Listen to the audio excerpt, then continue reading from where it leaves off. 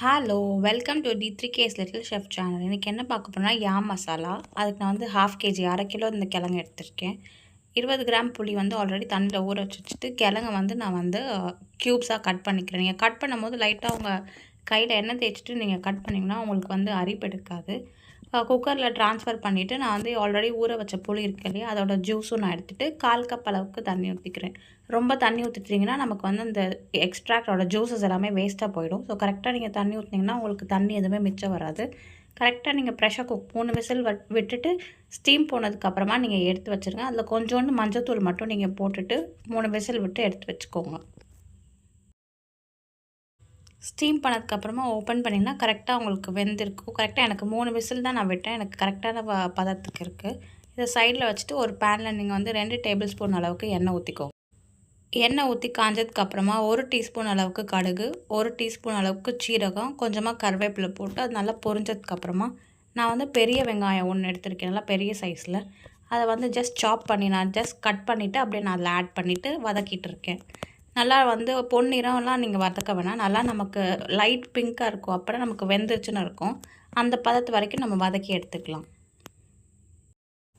Onion நல்லா வெந்ததுக்கப்புறமா உங்களுக்கு தேவைப்படும், உங்களுக்கு இஞ்சி பூண்டு பேஸ்ட் உங்களுக்கு ஃப்ளேவர் பிடிக்குன்னா நீங்கள் ஆட் பண்ணிக்கலாம். பட் நான் ஆட் பண்ணல. மீடியம் சைஸ் ஒரு தக்காளியை வெட்டி நான் அதில் ஆட் பண்ணிக்கிறேன். 1.5 டேபிள் ஸ்பூன் அளவுக்கு உப்பு சேர்த்துக்கிறேன். ஸோ நமக்கு நல்லா வந்து குக் ஆகிடும் உப்பு சேர்த்ததுக்கப்புறமா. நல்லா வெந்ததுக்கப்புறமா 1 டீஸ்பூன் அளவுக்கு மிளகாத்தூள், 1.5 டேபிள் ஸ்பூன் அளவுக்கு நான் வந்து மல்லித்தூள் சேர்த்துருக்கேன்.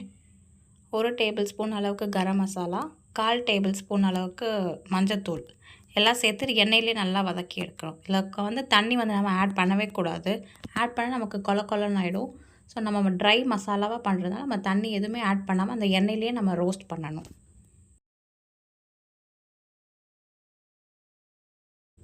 மசாலாவோட பச்சை வாசம் போகிற வரைக்கும் நம்ம ஸ்லோ ஃப்ளேம்லேயே வதக்கி எடுத்துகிட்டு 1 டேபிள் ஸ்பூன் அளவுக்கு கசூரி மேத்து, காஞ்ச வெந்தய கீரை இருக்கு இல்லையா, அதை வந்து நம்ம ஆட் பண்ணால் நமக்கு நல்ல ஃப்ளேவர் கிடைக்கும். மசாலாக்காக நான் ஆட் பண்ணுறேன்.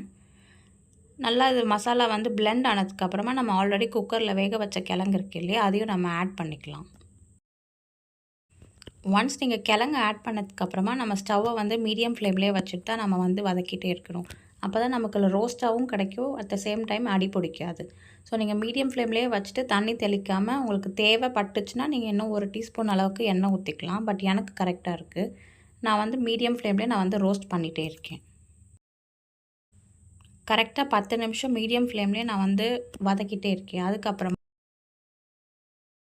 1 டீஸ்பூன் அளவுக்கு பெருங்காயத்தூள் சேர்த்து நல்லா நீங்கள் மிக்ஸ் பண்ணிக்கோங்க. கரெக்டாக இதுக்கப்புறமா நம்ம மிக்ஸ் பண்ணதுக்கப்புறம் ஹை ஃப்ளேமில் நீங்கள் வச்சு குக் பண்ணுங்கள். அதாவது மிக்ஸ் பண்ணிகிட்டே இருங்க. ஹை ஃப்ளேமில் வச்சு ஒரு 5 மினிட்ஸ் அளவுக்கு நம்ம வந்து மிக்ஸ் பண்ணி எடுத்துகிட்டு மேலே கார்னிஷிங்காக ஃப்ரெஷ் கொரியாண்டர், கொத்தமல்லி இலை அண்ட் ஃப்ரெஷ் கருவேப்பிலை போட்டு நீங்கள் இறக்குறீங்கன்னா அட்டகாசமான யாம் மசாலா நமக்கு ரெடி. இது ரச சாதத்து கூட கண்டிப்பாக நல்லாயிருக்கும். அண்ட் சாம்பார் சாதம், வெறும் சாம்பார், வெறும் பருப்போடே நீங்கள் ஆட் பண்ணி இதை சாப்பிட்லாம். இந்த வீடியோ உங்களுக்கு பிடிச்சிருந்துச்சின்னா லைக் பண்ணுங்கள், ஷேர் பண்ணுங்கள், கமெண்ட் பண்ணுங்கள் அண்ட் சப்ஸ்கிரைப் பண்ணுங்கள். கண்டிப்பாக ட்ரை பண்ணிவிட்டு சொல்லுங்கள். தேங்க்யூ. பாய்.